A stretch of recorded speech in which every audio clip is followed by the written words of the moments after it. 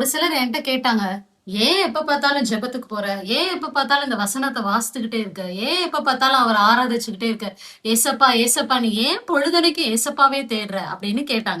அதுக்கான ஒரு சில பதில நான் வச்சிருக்கிறேன்.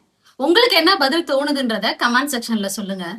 நான் ஏன் ஏசப்பாவை தேடிக்கிட்டே இருக்கேன் அப்படின்னா, அவர் அன்பானவர், அழகானவர், அதிசயமானவர், ஆச்சரியமான காரியங்களை செய்கிறவர், இன்பமானவர், இனிமையானவர், இரக்கம் நிறைந்தவர், கிருபைகள் நிறைந்தவர், ஈவாய் கிருபைகளை தருகிறவர், என்னை உயர்த்துகிறவர். நான் பேசும்போது பொறுமையா அமர்ந்திருந்து கேட்டு எனக்கு பதில் தருகிறவராய் இருக்கிறார். ஏற்ற நேரங்கள்ல என்னை உயர்த்துகிறவராய் இருக்கிறார். உண்மை உள்ளவராய் இருக்கிறார். எல்லாவற்றிற்கு மேலாக எனக்காக மரித்து எனக்காக உயிர்த்து இன்றும் ஜீவனோடு இருக்கிறவராய் இருக்கிறார். ஒப்பற்ற தெய்வமாய் இருக்கிறார். அநாதி சிநேகம் நிறைந்தவராய் இருக்கிறார். என்னை சிநேகிக்கிறவராய் இருக்கிறார். உற்ற நண்பனாய் இருக்கிறார். நல்ல மணவாளனாய் இருக்கிறார். நல்ல தெய்வமாய் என்னை காக்கிற தெய்வமாய் இருக்கிறார். என்னை காண்கிற தெய்வமாய் இருக்கிறார். என் கூடவே நடந்து வருகிறவராய் இருக்கிறார். என் கூடவே பேசுகிறவராய் இருக்கிறார். சுகம் தருகிறவராய் இருக்கிறார். பலன் தருகிறவராய் இருக்கிறார். குணமாக்குகிறவராய் இருக்கிறார். எனக்கு தேவையான ஞானத்தை தருகிறவராய் இருக்கிறார். புத்தி தருகிறவராய் இருக்கிறார். ஏற்ற காலங்களை என்னை உயர்த்துகிறவராய் இருக்கிறார். எனக்கு தேவையான எல்லா வசதிகளையும் தருகிறவராய் இருக்கிறார்.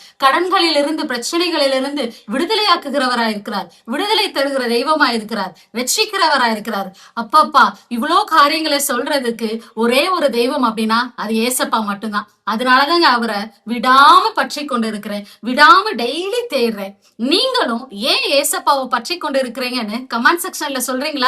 God bless you.